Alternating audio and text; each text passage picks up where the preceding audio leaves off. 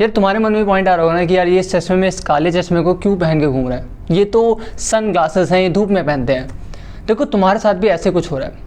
तुमने स्कूलिंग कर ली, तुमने कॉलेज कर लिया, तुमने MBA कर लिया, बट स्टिल तुम्हें वही नहीं पता जिसके कारण तुम ये कर रहे हो। That's called job.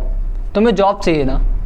तो होता क्या है यार कि तुम सब तो कुछ तो कर लो, बट अगर तुम्हें यही बेसिक्स नहीं पता कि किस तरह से आप किसी इंटरव्यूअर को, किस तरह से तुम किसी कंपनी को रीच आउट करते हो, अपने आप को कैसे शो करना है, उसके बिना तुम्हें जॉब नहीं मिल सकती।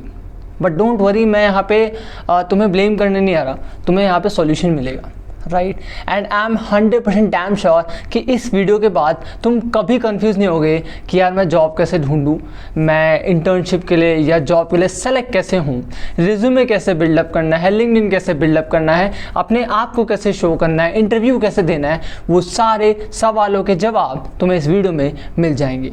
तो चलो शुरू करते हैं। देखो सबसे पहली बात, मैंने कुछ ना की पॉइंट रख रखे हैं अपने फ़ोन में, जिसमें मैं आपको बताने वाला हूँ। सबसे बड़ी मिस्टेक ना आप रिज्यूमे बनाते टाइम करते हो। मैं आपको एक बहुत बेसिक चीज़ बताने वाला हूँ कि ये ना वो टाइम नहीं है जहाँ पे आपने कोई भी रिज्यूमे दे दिया, उन्होंने फ़ोटो देख के आपको सेलेक्ट कर लिया। ये ज़माना है AI का, आर्टिफिशियल इंटेलिजेंस। ज़्यादातर रिज्यूमे आपके ऑनलाइन जाते हैं एंड आज के टाइम में बहुत सारे ऐसे सॉफ्टवेयर्स हैं जो आपके रिज्यूमे को देखने से पहले ही ना रिजेक्ट कर देते हैं।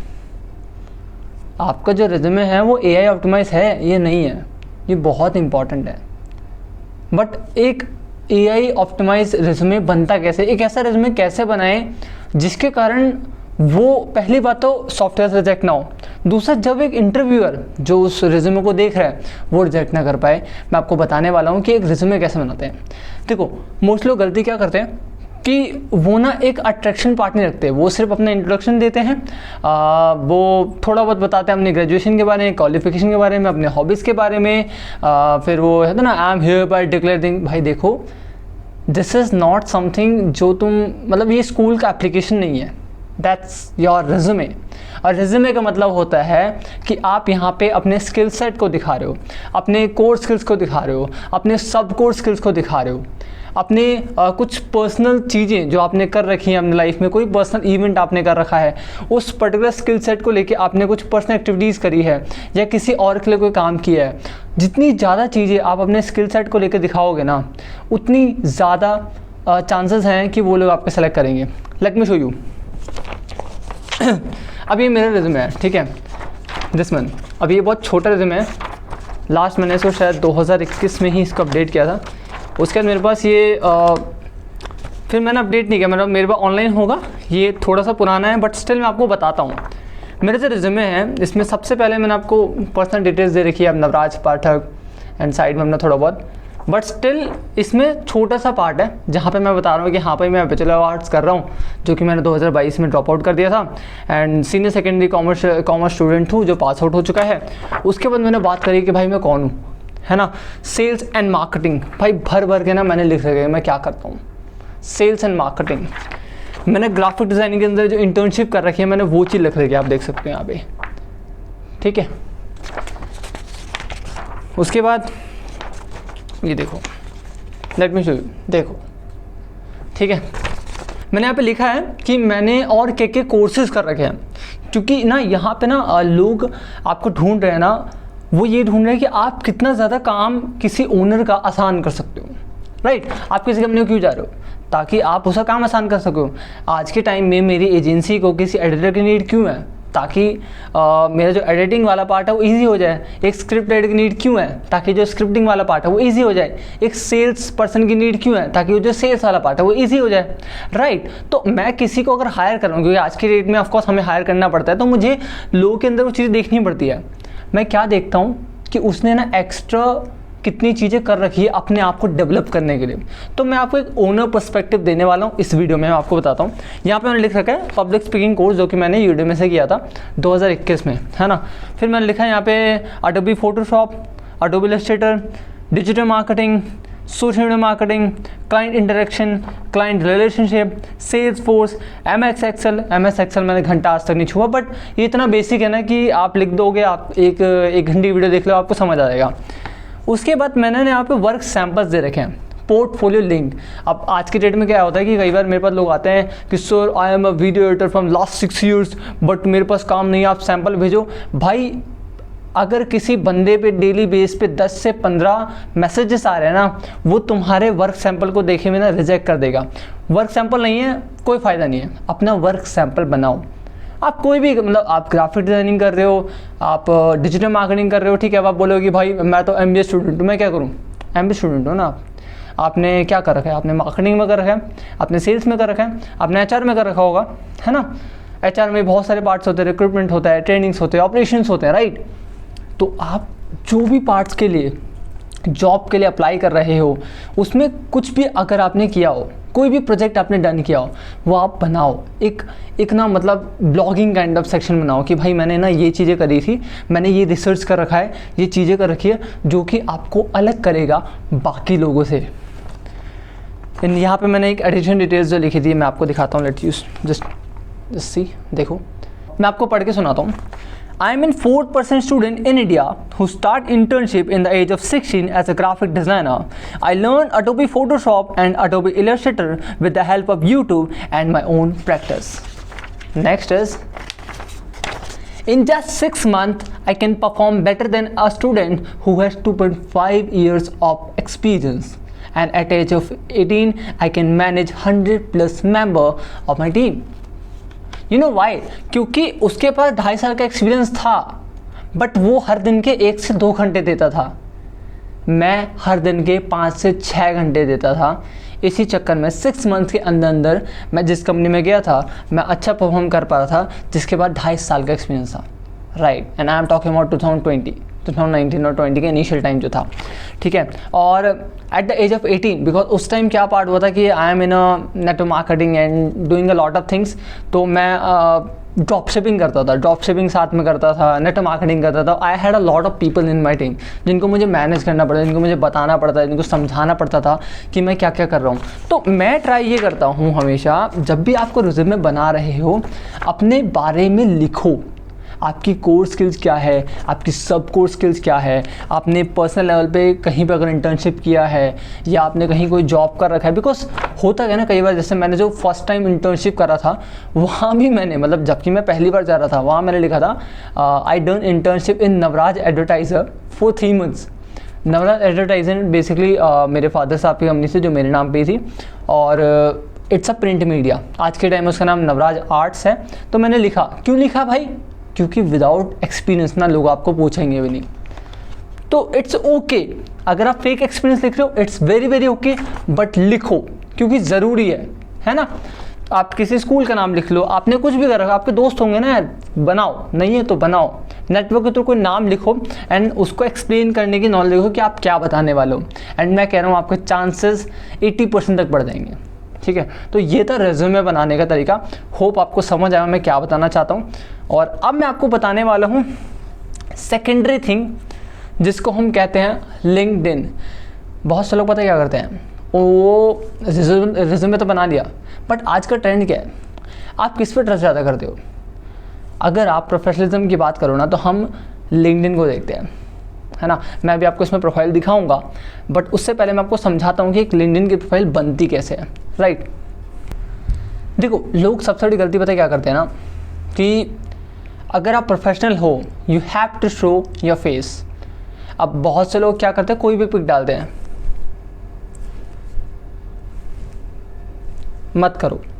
अगर आप लिंक्डइन पे अपनी प्रोफाइल पिक लगा रहे हो, एक स्वीट सी स्माइल रखो, प्लेन बैकग्राउंड हो, ब्लैक हो, वाइट हो, येलो हो, इट्स वेरी वेरी ओके। आपका फेस क्लियर हो, स्माइल के साथ हो, और जो क्लॉथ्स हो वो थोड़े प्रोफेशनल हो, राइट। आप वेमेन हो, आप मैन हो, इट्स वेरी ओके। आप शर्ट पहन सकते हो, अगर आप टी शर्ट भी पहन रहे हो तो कॉलर वाली पहनो, बट आपको प्रोफेशनल दिखना है, आपका फेस क्लियर दिख रहा हो, आप स्माइल कर रहे हो, it's very very very important. बहुत से लोग ये नहीं करते, जबकि ये बहुत ज़्यादा बेसिक है भाई। सेकेंड थिंग, आपको जो कवर पेज होता है, अब बहुत से लोग क्या करते हैं कि कुछ भी कवर पेज बना दिया, कुछ लोग तो कवर पेज ही नहीं डालते। मत करो ऐसा, कवर पेज बनाओ, लेकिन वो कवर पेज आपके फील्ड के रिगार्डिंग होना चाहिए।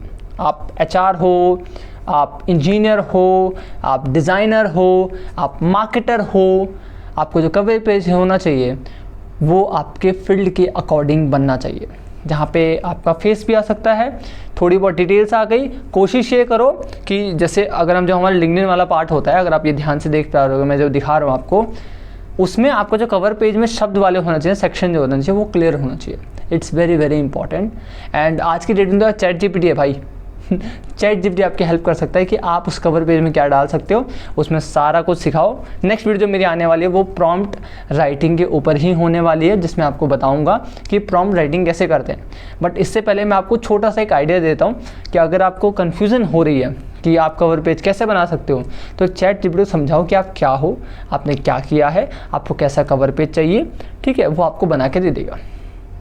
क्या बेसिक्स होने चाहिए कवर पेज के, क्योंकि कोशिश ये करो कि शब्द कम हो, ठीक है। डिज़ाइन का सबसे पहला रूल जो होता है ना कि शब्द कम होने चाहिए, बट शब्द ऐसे होने चाहिए जो बहुत सारी बातें छोटे से शब्दों में बता दे, ठीक है। उसके बाद आपने स्कूलिंग कहाँ से करी है, आपने कॉलेज कहाँ से करा है, आपने कौन सा कोर्स कर रखा है, वो सेक्शन आता है आपका लिंक्डइन पे, उसको फिल आउट करो भाई। आपने कितने कोर्स कर रखे हैं उसको फिल आउट करो। जो आपने रिज्यूमे में दिखाया था ना, जो आपने दिखाया ना कि आपने कोर्सेज करके, आपने मल्टीपल कोर्सेज कर रखे हैं, you have to show in your LinkedIn. दिखाओ उसको, उसमें बहुत सारे सेक्शंस होते हैं कि आपने कोर्सेज कहाँ से कर रखे हैं, आपने कब कब कौन से कोर्स कर रखे हैं, आप कौन सी कंपनी में काम कर रहे हो, आपने पहले कौन सी कंपनी में काम कर रखा था, आपको वहाँ पे रोल क्या था। इन सारे सेक्शंस को फिल आउट करो। आपके स्किल्स क्या क्या हैं, आपकी हॉबीज़ क्या क्या हैं, है ना, ये सब कुछ उसमें लिखो, ये सब कुछ भर दो भाई। थोड़ी बहुत चीज़ें झूठ भी चलेगी, मैं अपने वीडियो बता रहा हूँ, थोड़ी बहुत चीज़ें झूठ में चलेंगी, लेकिन आपके अंदर इतना जिगरा होना चाहिए कि आप उस चीज़ को सीख लो। अगर आपके अंदर वो जिगरा है कि आप उन्हें सीख सकते हो, तो इट्स वेरी ओके अगर आप उसमें थोड़ा बहुत झूठ लिख रहे हो तो। समझ रहे हो, बहुत इंपॉर्टेंट है। अब जो मोस्टली लोग नहीं समझ पाते, the power of keywords. Let's suppose आप एक मार्केटर हो, मैं एक मार्केटर हूँ, आज की डेट में मैं एक वीडियो मार्केटिंग एजेंसी रन कर रहा हूँ, बट अगर मुझे as a digital marketer job चाहिए, लेट्स सपोज मुझे Facebook as a performance marketer मुझे जॉब चाहिए, तो मेरे ना फील्ड में बहुत सारे कीवर्ड्स होंगे, right. Facebook ads, Google ads, digital marketing, internet marketing service, online marketing service, right. There is a lot of keywords जो मेरी इंडस्ट्री के होंगे। तो आप कुछ भी कर रहे हो, है ना, बहुत सारी इंडस्ट्री हो सकती है, आप कोई भी इंडस्ट्री कर रहे हो, चैट जीपीटी पे जाओ या कोई भी एआई टूल पे जाओ, या आप खुद से भी रिसर्च कर सकते हो कि उसके अकॉर्डिंग कितने सारे कीवर्ड्स हैं, एंड उसके बिहाफ पे ना अपना एक अबाउट सेक्शन बनाओ। जो आपके लिंक्डइन पे एक अबाउट सेक्शन वाला पार्ट आता है ना, वो सेक्शन बनाओ और वहाँ पे वो चीज़ ऐड ऑन करो।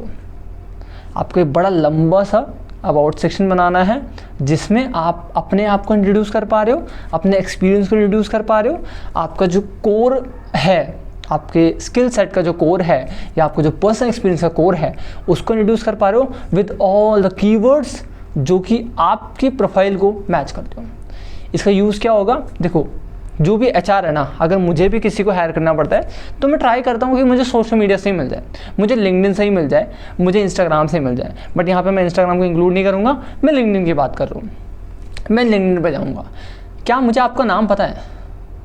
क्या किसी इंटरव्यूअर को, किसी एचआर को नवराज पाठक का नाम पता होगा? शायद नहीं पता होगा, क्योंकि उसको नवराज पाठक नहीं चाहिए, उसको मार्केटर चाहिए, उसको परफॉर्मेंस मार्केटर चाहिए। तो वो क्या सर्च करेगा? Facebook expert, Google ads expert, performance marketer, वो ऐसे कीवर्ड्स डालेगा।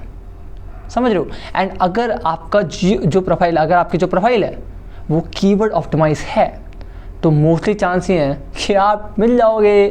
एंड अगर आप मिल जाओगे, आपका काम बन जाएगा। तो गेम पूरा क्या है कि आपने अबाउट सेक्शन किस तरह से तैयार कर रखा है विद ऑल द कीवर्ड्स जो आपके प्रोफाइल से रिलेटेड हों, है ना। एंड मैं सच बता रहा हूँ, इसमें जितने भी हमारे टूल्स हैं, चैट जीपीटी हो गया, जेमिनाई हो गया, डीप सीक हो गया, या आज के टाइम में तो और भी टूल्स आ रहे हैं, वो आपकी बहुत ज़्यादा हेल्प कर सकते हैं भाई। उस पर बैठो, तुम अपना 2 घंटा दे दोगे ना, अगर सिर्फ और सिर्फ तुम एक ऐसा प्रोफाइल बना के बैठ जाओगे, एक ऐसा रिज्यूमे बना के बैठ जाओगे, तुम्हें कोई रिजेक्ट ही नहीं कर पाएगा। बट तुम्हें रिसर्च करना पड़ेगा कि तुम्हारे फील्ड के अकॉर्डिंग क्या क्या चीज़ें होती हैं, क्या क्या शब्द यूज़ कर सकते हो, किस तरह से उन शब्दों को यूज़ कर सकते हो। And done boss, you are done. Last part, तुम सेलेक्ट हो गए। हेलो, हाँ Navraj Pathak, you are selected for the performance marketer team, let's come for the interview. अब आपको इंटरव्यू करने जाना है। जो 95% लोग रिजेक्ट होते हैं ना, वो इंटरव्यू में रिजेक्ट हो जाते हैं। एंड आपको भी पता होगा, इतना ज्ञान आपके पास भी होगा कि यूपीएससी में भी ये सीन होता है। एंड अगर आप किसी पर्टिकुलर जॉब में भी जा रहे हो, अगर आपने कोई इंजीनियरिंग कर रखी है तो भी ऐसा ही होता है। उसका रीज़न क्या होता है? देखो, मैंने यूपीएससी नहीं करी, मुझे नहीं पता, बट मैंने कई सारे कंपनीज़ में इंटरव्यू दिया है एंड आज की डेट में मैं इंटरव्यू ले रहा हूँ। मैं आपको साइकोलॉजी बताने वाला हूँ कि कैसे काम करती है। अगर आप किसी कंपनी में इंटरव्यू देने जा रहे हो, क्या आपको कंपनी वाले पता है कंपनी क्या करती है, कंपनी कितने टाइम से है, कंपनी को आपकी profile, what ever your profile, मेरी परफॉर्मेंस मार्केटर की जो प्रोफाइल है उसकी नीड क्यों है ना, उसके बिहाफ पे उन्होंने क्या क्या चीज़ें कर रखी हैं, उसके बिहाफ पे उनको क्या क्या चीज़ें चाहिए। पहली बेसिक नॉलेज आपको ये होनी चाहिए। टाइम दो, कंपनी को समझो, कंपनी रिक्वायरमेंट को समझो, कंपनी की टीम में क्या क्या चीज़ें हैं और आपकी जो रिक्वायरमेंट है, मतलब आप किस बिहाफ पे सेलेक्ट होना चाहते हो, उसमें क्या रिक्वायरमेंट चाहिए, उसमें उनके क्या क्या यूजेस हैं, आपको पता होना चाहिए। Second thing, find loop holes. अब ये देखो कि यार ऐसा कौन सा पार्ट है जहाँ पे कंपनी ना मैच नहीं कर पा रही। कभी कभी क्या करते हैं ना कि हम अपने आप को अंडरस्टिमेट कर देते हैं कि भाई वो तो बहुत बड़ी कंपनी है, वो थोड़ी गलती निकालती। भाई वही गलती निकाले, क्यों पता है? क्योंकि अब वो खुद बैठ के काम नहीं कर रही, अब उनकी टीम कर रही है। जो उसका ओनर है ना, वो खुद बैठ के नहीं काम करता कि अच्छा मेरे सिस्टम में क्या क्या चीज़ें हैं। तो इस चक्कर में लूप होल्स निकलते हैं।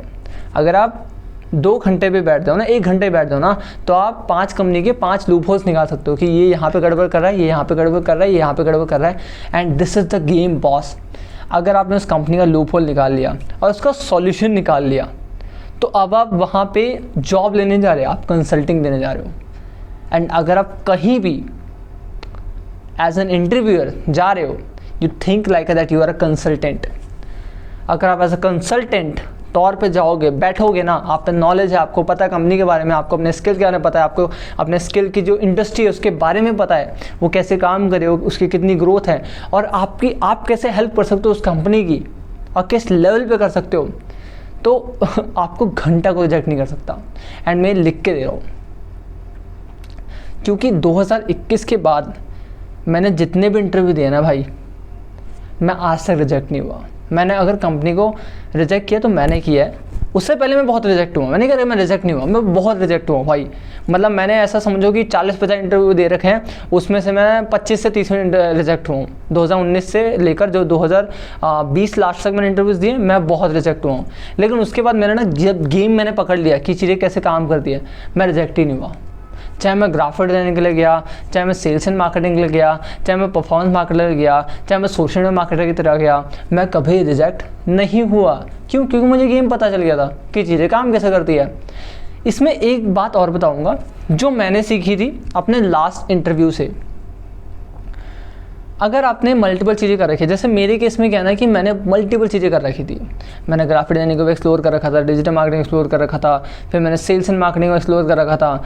तो उस चक्कर में क्या था कि अगर आप मेरे रिज्यूमे देखोगे आज की डेट में भी, जो पुराना रिज्यूमे है, मैंने यहाँ पे सेल्स एंड मार्केटिंग और ग्राफिक डिजाइनिंग दोनों लिख रखी है।